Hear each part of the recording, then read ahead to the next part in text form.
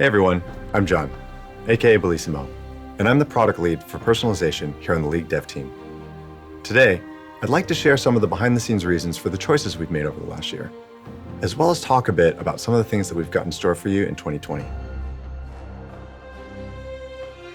As each year passes by, the number of champions in League continues to grow. With League nearing 150 champs now, it's getting more and more difficult to make skins for all of our champions. On top of that, we often prioritize popular champions with larger audiences. We do this because our goal is to delight as many players as we can and support our business through the next 10 years of League. Reasons aside though, it sucks to have to wait years for a skin for your favorite champion. In 2018, we shipped just over 80 skins to players, and in 2019, we broke the 100 mark. This year, we're trying to push past 120 skins. So, what are we doing with those extra skins in 2020? We're going to be hitting up a lot of the champions that haven't seen skins in a while.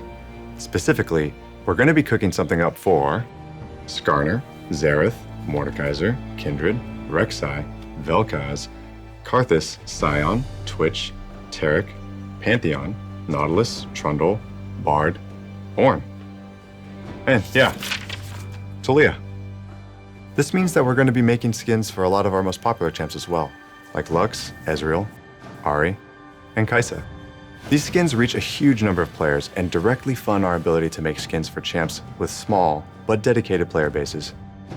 As we increase the amount of skins that we make over time, one of our hopes is that champion mains can count the time since they last got a skin in months instead of years.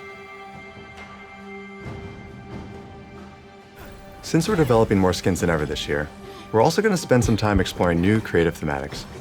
Today, there are only a few thematics that are universally loved across all regions.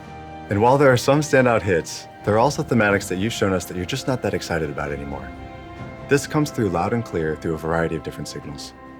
Players purchase these skins far less than others, and even those who do purchase them don't use them that much in-game. We also survey players around the world to make sure that your opinions match the signals that we're seeing. No, this doesn't mean that we'll never do a Snowdown skin ever again, but it does mean that we need to take the time to understand why most players didn't like it and find new creative ways to approach these themes so you will be excited about it next time. High Noon is a great example of how we can breathe life and depth into an old thematic, and we want to do more of this in the future.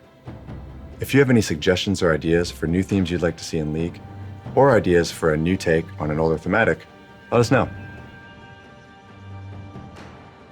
Every year for Lunar Revel, we've offered skins that have typically been exciting for players in Eastern regions, but haven't been as resonant with our players globally. This year, we wanted to try something different that could hopefully excite players everywhere. Our vision for this new thematic was to create a new take on a well-loved sci-fi fantasy by bridging Eastern and Western inspirations. So we created Mecha Kingdoms, a legendary sci-fi universe where the greatest heroes from warring kingdoms unite against a monstrous threat by piloting giant mechs. Defending this historical world are Garen, Leona, Draven, our newest champion Set, and finally, Jax has got a real weapon, a giant mech in the shape of Jax himself. Mecha Kingdoms is launching today as the first major event of 2020. Speaking of events, in 2019, we got a lot of feedback around events, specifically that it felt like their quality had dropped over time. Mission variety was low, and not every event had a game mode available. We want each event to feel like a unique experience that all players can be excited for, which is why our goal moving forward is to make participating in events more rewarding, more novel, and more memorable for everyone. This year, we're planning on game modes for all of our major events, pushing for more variety in our missions, and also improving our event pass system. Last year, one of the main things we heard about event passes was that it felt like you had to play too much to get all the things that you wanted. It also felt bad to use tokens to buy things like ward skins or emotes if you were ultimately trying to get higher tier rewards. We believe that getting all the rewards in Event Pass shouldn't require that you sign your life away for 30 days. For the 2019 Worlds Pass, we added more milestone rewards so you can get more stuff for free, and also so you can save your tokens for the things that you really want, like exclusive event chromas and prestige skins. For the last event in 2019, Dawn and Night, we changed the Event Pass win of the day structure so you could save up all your wins and complete them on your own schedule. Can't play during the week? No problem. get all your win of the days on the weekend. Between improving your experience with event passes and making sure there's always something new to do, we hope to make 2020 a year to remember. In 2019, we announced Eternals, a champion-based stat tracking system that allows you to flex your moments of glory both in and out of game.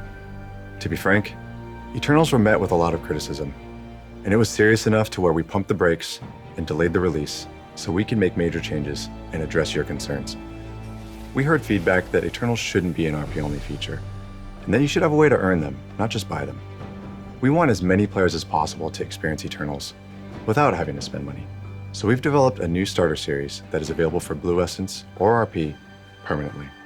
This set will track your takedowns, structures destroyed, and epic monsters slain for each champion you pick up the starter series for. Also, in a post-launch update, we'll add Eternals that can be earned via ranked splits, providing a path over time to earn every Eternal series in the game without spending RP. We've also heard a lot of feedback from champion mains on our unique Eternals, with many of our initial versions feeling too generic or focused on the wrong parts of a champion's kit. Our goal is to create skill-expressive and memorable stats that you're stoked to show off. So in the latter half of 2019, we worked with players on PvE to hear what kind of Eternals you wanted to see. As a result, unique Eternals now track more complex and interesting stats, like how many skill shots you've dodged with Vlad's pool.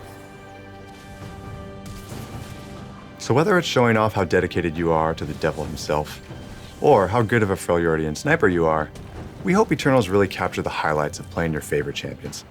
It's your feedback that helped our designers and team find new and interesting stats to track, so please keep letting us know what types of things you'd like to see Eternals track moving forward.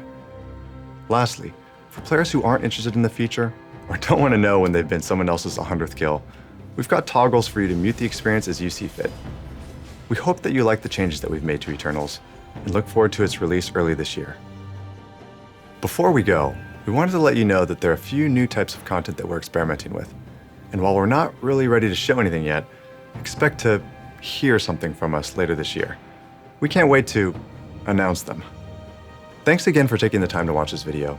It's your feedback that helps push us to be better tomorrow than we are today. Here's to 2020.